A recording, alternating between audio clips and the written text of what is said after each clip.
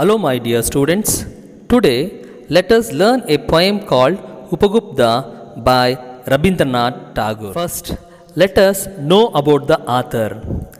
Rabindranath Tagore, the greatest of India's modern poet. Ravindranath Tagore ಅವರು ಸುಪ್ರಸಿದ್ಧವಾದಂತಹ ಭಾರತೀಯ ಆಧುನಿಕ ಕವಿ. Was born in affiliated Bengali family ಇನ್ 1861. 1861ರಲ್ಲಿ ಒಂದು ಬೆಂಗಾಲಿ ಕುಟುಂಬದಲ್ಲಿ ಅವರು ಜನಿಸ್ತಾರೆ. ಆ ಬೆಂಗಾಲಿ ಕುಟುಂಬ ತುಂಬ ಶ್ರೀಮಂತವಾದ ಕುಟುಂಬದಲ್ಲಿ ಅವರು ಜನಿಸ್ತಾರೆ. ಬಿಸೈಡ್ಸ್ ಬೀಯಿಂಗ್ ಎ ಪೊಯೆಟ್, ಅವರು ಕವಿ ಆದರೂ ಸಹ ಹಿ ವಾಸ್ ಎ ನರ್ವಲಿಸ್ಟ್ ಅಂದರೆ ಕಾದಂಬರಿಯನ್ನು ಬರೆದಿದ್ದಾರೆ. ಎಸೆಯಿಸ್ಟ್ ಅಂದರೆ ಪ್ರಬಂಧವನ್ನು ಸಹ ಬರೆದಿದ್ದಾರೆ. ಆ್ಯಂಡ್ ಡ್ರಾಮಟಿಸ್ಟ್ ಅಂದರೆ ನಾಟಕಗಳನ್ನು ಸಹ ಅವರು ರಚನೆ ಮಾಡಿದ್ದಾರೆ. Tagore was awarded the Nobel Prize in 1913 for his book Geetanjali. Geetanjali ಎಂಬ ಕೃತಿಗೆ 1913ರಲ್ಲಿ ಅವರಿಗೆ ನೋಬೆಲ್ ಪ್ರೈಸ್ ಪ್ರಶಸ್ತಿಯೂ ಸಹ ದೊರೆತಿದೆ. He was the founder of the international famous institute Visva Bharati at Shantiniketan. Visva Bharati ಎಂಬ ಇನ್ಸ್ಟಿಟ್ಯೂಟನ್ನು, ಒಂದು ಸಂಸ್ಥೆಯನ್ನು ಅವರು, ತುಂಬಾ ಫೇಮಸ್ ಆಗಿರುವಂಥ ಸಂಸ್ಥೆಯನ್ನು ಅವರು ಸ್ಥಾಪನೆ ಮಾಡಿದ್ದಾರೆ. ಅದು ಅಂತಾರಾಷ್ಟ್ರೀಯ ಮಟ್ಟದಲ್ಲಿ ಸಹ ಅವರು ಸ್ಥಾಪನೆ ಮಾಡಿದ್ದಾರೆ. His poet is profound and unmistakable Indian. His poetry ಅಂತಂದರೆ ಅವ್ರು ಬರೆದಿರ್ತಕ್ಕಂತಹ ಪದ್ಯಗಳೆಲ್ಲವೂ ಪ್ರಫೌಂಡ್ ಅಂದರೆ ತುಂಬ ಆಳವಾಗಿದೆ, ಮತ್ತು ಅನ್ಮಿಸ್ಟೇಕಬಲ್ ಅಂತಂದರೆ ನಿಸ್ಸಂಶಯವಾಗಿ ನಮ್ಮ ಭಾರತೀಯ ಅಥವಾ ನಮ್ಮ ಭಾರತೀಯ ದೇಶದ ಬಗ್ಗೆ ಮಾತ್ರ ಬರೆದಿದ್ದಾರೆ. He recited the wisdom of Indian in a verse by mingling love, friendship and music. ಈ ರಿಸೈಟೆಡ್ ಅಂತಂದರೆ ಪುನರ್ವರ್ತಿಸೋದು. Okay, again bringing the wisdom back ಅಂತ ಕರೆಯೋದು. ಓಕೆ, ವಿಸ್ಡಮ್ ಅಂತಂದರೆ ನಮ್ಮ ದೇಶದಲ್ಲಿರುವಂಥ ಜ್ಞಾನ ಸಂಪತ್ತು of India in verse by mingling ಅಂತಂದರೆ, ವರ್ಸ್ ಅಂತಂದರೆ ಪದ್ಯದ ರೂಪದಲ್ಲಿ ಹೊರತಂದಿದ್ದಾರೆ. ಅದನ್ನು ಪದ್ಯವನ್ನು ಪ್ರೀತಿ, ಸ್ನೇಹ ಮತ್ತು ಮ್ಯೂಸಿಕ್ ಎಲ್ಲ ಸೇರಿಸಿ ಏನು ಮಾಡಿದ್ದಾರೆ, ಒಂದು ಸುಂದರವಾದ ಕಾವ್ಯವನ್ನು ಅವರು ಹೊರತಂದಿದ್ದಾರೆ. This is about the author Rabindranath Tagore.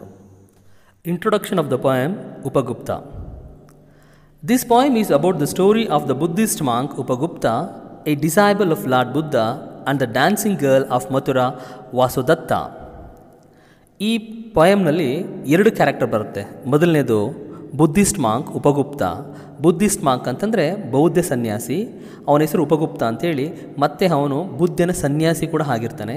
ಮತ್ತು ಇನ್ನೊಂದು character dancing girl of Mathura ನಗರದ ನರ್ತಕಿ. ಅವಳ ಹೆಸರೇನಂತಂದರೆ ವಾಸವದತ್ತ ಅಂಥೇಳಿ.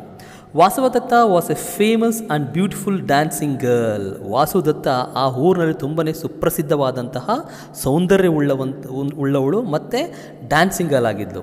She was proud of her beauty. ಅವಳಿಗೆ ಹೆಮ್ಮೆ ಇತ್ತು.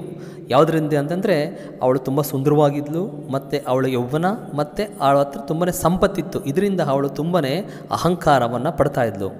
ಉಪಗುಪ್ತ ವಾಸ್ ಎನ್ ಎಸೆಟಿಕ್ ಅಂತಂದರೆ ಅವನೊಬ್ಬ ತಪಸ್ವಿ. An epitome of kindness. Epitome ಅಂತಂದರೆ ಎಲ್ಲವನ್ನೂ ಸಂಗ್ರಹಿಸಿ ಇಟ್ಕೊಂಡಿದ್ದಾನೆ. ಅದು ಕೈಂಡ್ನೆಸ್ ಅನ್ನೋದು ತುಂಬಿ ತುಳ್ಕಾಡ್ತಾ ಇದೆ ಅವನ ಹತ್ರ. ಬರೀ ಕೈಂಡ್ನೆಸ್ಸೇ ಅಲ್ಲ, ವಿಸ್ಡಮ್ ಅಂದರೆ ಬುದ್ಧಿವಂತಿಕೆ, ಸೆಲ್ಫಿಶ್ನೆಸ್ ಅಂದರೆ ನಿಸ್ವಾರ್ಥತೆ. One dark night while walking Vasudatta stumbles over the body of Upagupta.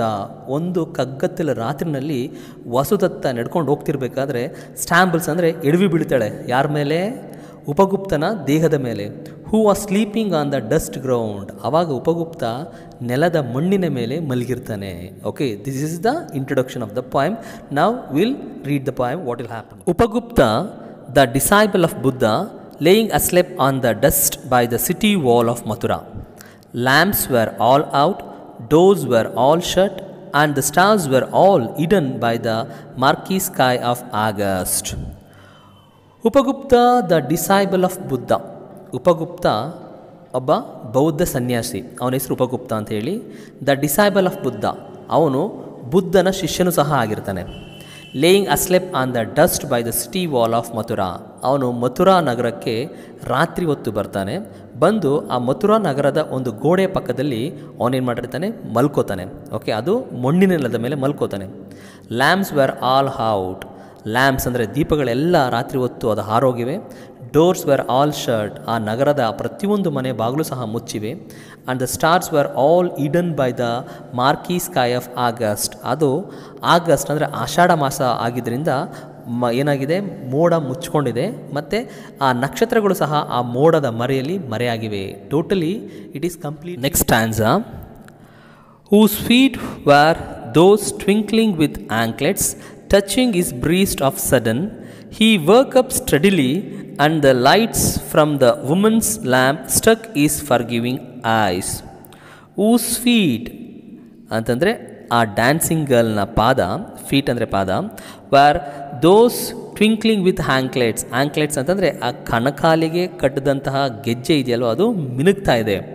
Touches is breast of sudden. Touching is breast ಅಂತಂದರೆ ಉಪಗುಪ್ತ ಮಲಗಿದ್ನಲ್ವಾ, ಅವನ ಎದೆಗೆ ಏನಾಗುತ್ತೆ, ಬ್ರೀಸ್ಟ್ ಅಂದರೆ ಎದೆಗೆ ಅವಳ ಕಾಲು ಟಚ್ ಆಗಿಬಿಡುತ್ತೆ. ಹೀ ವರ್ಕ್ ಅಪ್ ಸ್ಟಡಿಲಿ, ಅದರಿಂದ ಏನಾಗ್ತಾನೆ, ಉಪಗುಪ್ತ ಸಡ್ಡನ್ನಾಗಿ ಬೆಚ್ಚು ಬಿದ್ದು ಎದ್ದೇಳ್ತಾನೆ. And the lights from a woman lamp struck his forgiving eyes. ಮತ್ತು ಏನಾಗುತ್ತೆ, ಅವಳ ಕೈಲಿದ್ದಂತಹ ದೀಪದ ಬೆಳಕು ಅವನ ಫರ್ಗಿವಿಂಗ್ ಅಂದರೆ ಕ್ಷಮಿಸುವ ಕಣ್ಣಿಗೆ ಅದು ಅಂಟ್ಕೊಳ್ಳುತ್ತೆ, ಅಂದರೆ ಬೀಳುತ್ತೆ. It was A dancing girl starred with jewels, wearing a pale blue mantle, drunk with the wine of her youth. She lowered her lamp and saw the young face austerely beautiful. It was a dancing girl. ಅದು ಬೇರೆ ಯಾರೂ ಅಲ್ಲ, ಅವಳೊಬ್ಬಳು ನರ್ತಕಿ. ಸ್ಟಾರ್ಡ್ with jewels, ಆಭರಣಗಳನ್ನು ಧರಿಸ್ಕೊಂಡಿದ್ದಾಳೆ ಮತ್ತು ಅದು ನಕ್ಷತ್ರ ಥರ ಹೊಳಿತಾ ಇದೆ.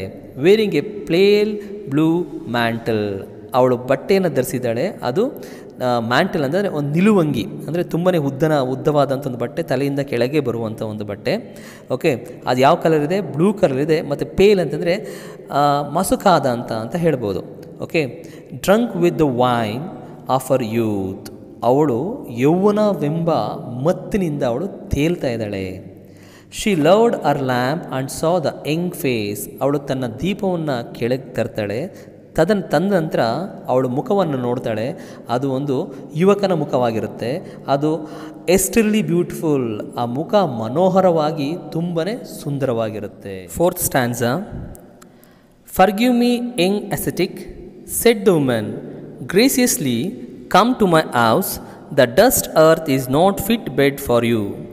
The young ascetic answered, woman go on your way. Forgive me young ascetic said the women, ಆ ಹೆಂಗಸು ಆ ಸನ್ಯಾಸಿಯ ಎದೆಯನ್ನು ತುಳಿದಾಗ ಅವಳೇನು ಮಾಡ್ತಾಳೆ, ಕ್ಷಮೆಯನ್ನು ಬೇಡ್ತಾಳೆ. ಫರ್ಗಿವ್ ಮೀ, ನನ್ನನ್ನು ಕ್ಷಮಿಸು ಅಂತ ಕೇಳ್ಕೊತಾಳೆ. ಅಸೆಟಿಕ್ ಅಂತಂದರೆ ತಪಸ್ವಿ. ಓಕೆ, ಯುವ ತಪಸ್ವಿಯೇ ನನ್ನ ಕ್ಷಮಿಸು ಅಂತ ಕೇಳ್ಕೊತಾಳೆ. ಗ್ರೇಸಿಯಸ್ಲಿ ಕಮ್ ಟು ಮೈ ಹೌಸ್, ಮನೋಹರವಾಗಿ ಅವಳು ಮಾತಾಡ್ತಾಳೆ ಅವನ ಜೊತೆ. ಕಮ್ ಟು ಮೈ ಹೌಸ್, ನನ್ನ ಮನೆಗೆ ಬನ್ನಿ. The dust earth is not fit bed for you, ಈ ಮಣ್ಣಿನ ನೆಲ ನಿಮಗೆ ಸೂಕ್ತವಲ್ಲ, ಈ ಮಣ್ಣಿನ ನೆಲದ ಮೇಲೆ ಮಲಗೋಳಕ್ಕೆ ಇದು ಸೂಕ್ತವಲ್ಲ, ನನ್ನ ಮನೆಗೆ ಬನ್ನಿ ಅಂತ ಕರೀತಾಳೆ. The young ascetic answered, woman go on your way. The young ascetic ಅಂದರೆ ಆ ಯುವ ತಪಸ್ವಿ ಉತ್ತರವನ್ನು ಕೊಡ್ತಾ ಇದ್ದಾನೆ, ಗೋ ಆನ್ ಯುವರ್ ವೇ, ನಿನ್ನ ದಾರಿಯನ್ನು ನೋಡಿಕೊಂಡು ನೀನು ಹೋಗು. When the time is ripe I will come to you. Suddenly the black night showed his teeth in a flash of lightning. The storm growled from the corner of the sky, and the woman trembled in a fear of some unknown danger. When the time is ripe, ಅಂತಂದರೆ ripe ಅಂದರೆ ಮಾಗೋದು, ಅಂತಂದರೆ ಸಮಯ ಪಕ್ಕವಾದಾಗ, I will come to you, ನಾನು ನಿನ್ನ ಹತ್ರ ಯಾವತ್ತು ಬರಬೇಕು ಅಂದ್ಕೊಳ್ತೀನೋ ಅವತ್ತು ನಿನ್ನ ಹತ್ರ ಬರ್ತೀನಿ. Suddenly the black night showed is teeth, ಸಡನ್ನಾಗಿ ಅಂದರೆ ಇದ್ದಕ್ಕಿದ್ದಂಗೆ ದ ಬ್ಲ್ಯಾಕ್ ನೈಟ್ ಅಂದರೆ ಆ ಕಗ್ಗತ್ತಲೆ ಶೋಡ್ ಇಸ್ ಟೀತ್, ತನ್ನ ಹಲ್ಲುಗಳನ್ನು ಬಿಡ್ತು ಅಂತಂದರೆ in a flash of light ಅಂದರೆ ಹಲ್ಲಿನಿಂದ ಒಳಗೆ ಬಂತು. ಫ್ಲ್ಯಾಶ್ ಅಂದರೆ ಲೈಟ್ನಿಂಗ್ ಅಂದರೆ ಮಿಂಚು ಬಂತು ಅಂತಿಲ್ಲಿ. ಇಯರ್ ರವೀಂದ್ರನಾಥ್ ಟ್ಯಾಗೋರ್ ಅವರು ಫಿಗರ್ ಆಫ್ ಸ್ಪೀಚನ್ನು ಇಂಪ್ಲಿಮೆಂಟ್ ಮಾಡಿದ್ದಾರೆ. ಯಾವ ಫಿಗರ್ ಆಫ್ ಸ್ಪೀಚ್ ಇದೆ ಹೇಳಿ ಮಕ್ಕಳ? It is personification. ಜೀವ ಇಲ್ದಿರೋ ವಸ್ತುವನ್ನು ಜೀವ ಇದೆ ಎಂಬ ಬಿಂಬಿಸ್ಕೊಂಡು ಹೇಳೋದಕ್ಕೆ ನಾವು ಪರ್ಸಾನಿಫಿಕೇಷನ್ ಅಂತ ಕರಿತೀವಿ ಅಲ್ವಾ? Okay. The storm growled from the corner of the sky. The storm ಅಂತಂದರೆ ಚಂಡಮಾರುತ, ಬಿರುಗಾಳಿ. ಫ್ರಮ್ ದ ಕಾರ್ನರ್, ಯಾವುದೋ ಒಂದು ಮೂಲೆ, ಆಕಾಶದ ಯಾವುದೋ ಒಂದು ಮೂಲೆಯಲ್ಲಿ ಗುಡುಕ್ತು. Okay. And the women trembled in fear. ಆ ಗುಡುಕ್ ಶಬ್ದವನ್ನು ಕೇಳಿ ಆ ಹೆಂಗಸು ಭಯದಿಂದ ನಡುಗಿದ್ಲು. ಆಫ್ ಸಮ್ ಅನ್ನೋನ್ ಡೇಂಜರ್, ಯಾವುದೋ ಗೊತ್ತಿಲ್ಲದಿರುವಂಥ ಅಪಾಯ ಆಗ್ಬೋದು ಅಂಥೇಳಿ ಆ ಹೆಂಗಸು ಅಲ್ಲಿಂದ ತನ್ನ ಕಾಲನ್ನು ಕಿತ್ತು ಹೊರಟ್ಲು. A year has not yet passed. It was evening of a day in April In spring season, the branches of the wayside trees were full of blossom. Gay note of the flute came floating in the warm spring air from afar. A year has not yet passed. ಇನ್ನೂ ಸಹ ಒಂದು ವರ್ಷವೂ ಆಗಿಲ್ಲ. It was evening of a day in April. ಒಂದು ಸಾಯಂಕಾಲ, ಅದು April ತಿಂಗಳಿನಲ್ಲಿ. The spring season ಅಂತಂದರೆ ಏಪ್ರಿಲ್ ಮಾಸವನ್ನು ನಾವು ಸ್ಪ್ರಿಂಗ್ ಸೀಸನ್ ಅಂತಲೂ ಕರಿತೀವಿ. ಸ್ಪ್ರಿಂಗ್ ಅಂತಂದರೆ ವಸಂತ ಮಾಸ, ವಸಂತ ಕಾಲವನ್ನು ನಾವು ಸ್ಪ್ರಿಂಗ್ ಸೀಸನ್ ಅಂತ ಇಂಗ್ಲೀಷಲ್ಲಿ ಕರಿತೀವಿ. The branches of the wayside trees were full of blossom. Branches of the wayside ಅಂತಂದರೆ ದಾರಿ ಉದ್ದಕ್ಕೂ ಅಕ್ಕಪಕ್ಕದಲ್ಲಿ ಮರವಿದೆ, ಆ ಮರದಲ್ಲಿ ರಂಬೆ ಕೊಂಬೆಗಳಿವೆ, ಆ ರಂಬೆ ಕೊಂಬ ಪೂರ್ತಿ ಏನಾಗಿದೆ, ಹೂವು ಮೊಗ್ಗು ಎಲ್ಲ ಬ್ಲಾಸಮ್ ಅಂದರೆ ಅರಳಿವೆ. Gay notes of the flute came floating in the warm spring air from afar. Gay note ಅಂತಂದರೆ, ಗೇ ಅಂದರೆ ಹ್ಯಾಪಿ, ಸಂತೋಷವಾದಂಥ ಒಂದು ನಾದ, ಅದು ಫ್ಲೂಟ್. ಫ್ಲೂಟ್ ಅಂತಂದರೆ ಕೊಳಲಿನಲ್ಲಿ ಬರುವಂಥ ಒಂದು ನಾದ. ವಾಸ್ ಫ್ಲೋಟಿಂಗ್, ಅದು ತೇಲ್ತಾ ಬರ್ತಾ ಇದೆ. ಓಕೆ, ಯಾವುದ್ರ ಮೇಲೆ ತೇಲ್ತಾ ಇದೆ ಅಂತಂದರೆ ವಾರ್ಮ್ ಸ್ಪ್ರಿಂಗ್ ಏರ್, ಬೆಚ್ಚನೆಯ ಋತುಮಾಸದ ಗಾಳಿಯಲ್ಲಿ ಅದು ತೇಲ್ತಾ ಬರ್ತಾ ಇದೆ. ಫ್ರಮ್ ಎಫಾರ್ ಅಂದರೆ ಸ್ವಲ್ಪ ದೂರದಿಂದ ಅದು ಕೇಳ್ತಾ ಇದೆ, ಅದು ಕೇಳೋದಕ್ಕೆ ತುಂಬ ಆನಂದಮಯವಾಗಿದೆ, ಅದಕ್ಕೆ ಅದು ಗೇ ನೋಟ್ ಅಂತ ಕರೀತಾರೆ. Upagupta pass through the city gate and stood at the base of the rampart. Was that a women laying at his feet in the shadow of the mangrove groves. Upagupta pass through the city gate. Upagupta again ಈ enter to the Mathura ನಗರಕ್ಕೆ ಬರ್ತಾ ಇದ್ದಾನೆ, ಅದು gate ಒಳಗಡೆ ನುಗ್ತಾ ಇದ್ದಾನೆ. And stood at the base of the rampart, ಆ gate ಒಳಗಡೆ ಬಂದು ನಿಂತ್ಕೋತಾನೆ. ಯಾವುದ್ರ ಮೇಲೆ? Base of the rampart. Rampart ಅಂತಂದರೆ ಒಂದು ಮಣ್ಣಿನ ದಿಬ್ಬ, ಮಣ್ಣಿಂದಾಗಿರ್ಬೋದು ಅಥವಾ ಬೇರೆ ಯಾವುದಿಂದ ಒಂದು ಗುಡ್ಡೆ. ಓಕೆ, ಆ ಗುಡ್ಡೆ ಮೇಲೆ ಬಂದು ನಿಂತ್ಕೋತಾನೆ. Was that a women laying at his feet in the shadow of the mango grove. Was that a women, ಆ ಹೆಂಗಸು, okay, laying at his feet, ಅವನ ಪಾದವನ್ನು ಹಿಡ್ಕೊಂಡು ಮಲಗಿದ್ದಾಳೆ. ಓಕೆ, ಎಲ್ಲಿ ಮಲಗಿದ್ದಾಳೆ? In the shadow of the mangrove groves. Mangrove grove ಅಂತಂದರೆ ಮಾವಿನ ತೋಪು, ಮಾವಿನ ತೋಪಿನ ನೆರಳು ಬೀಳ್ತಾ ಇದೆ, ಆ ಮಾವಿನ ತೋಪಿನ ನೆರಳಲ್ಲಿ ಅವಳು ಮಲಗಿದ್ದಾಳೆ. ಅದು ಹೆಂಗೆ ಮಲಗಿದಾಳಪ್ಪ ಅಂತಂದರೆ ಉಪಗುಪ್ತನ ಪಾದವನ್ನು ಹಿಡ್ಕೊಂಡು ಮಲಗಿದ್ದಾಳೆ. Stuck with the black pestilence, her body spotted with the sore of smallpox, she was hurriedly driven away from the town to avoid her poisonous contagion. The ascetic sat by her side, took her head on his knees. Struck with the black pestilence. Black pestilence ಅಂತಂದರೆ ಅದೊಂದು ಪಿಡುಗು, okay, ರೋಗ. ಯಾವುದೋ ಒಂದು ರೋಗದಿಂದ stuck ಅಂದರೆ ಅಂಟ್ಕೊಂಡು ನರಳ್ತಾ ಇದ್ದಾಳೆ ಅವಳು. Her body spotted with sore of smallpox. Her body spotted ಅಂತಂದರೆ ಅವಳ ದೇಹ ಪೂರ್ತಿ ಏನಾಗಿದೆ, ಸ್ಪಾಟೆಡ್ ಅಂದರೆ ಹುಣ್ಣುಗಳಾಗಿವೆ. ವಿತ್ ಸೋರ್ ಏನಾಗೈತೆ, ಆ ಹುಣ್ಣು ತುಂಬಾ ನೋಯ್ತಾ ಇದೆ, ಪೇಯ್ನ್ ಆಗ್ತಾ ಇದೆ.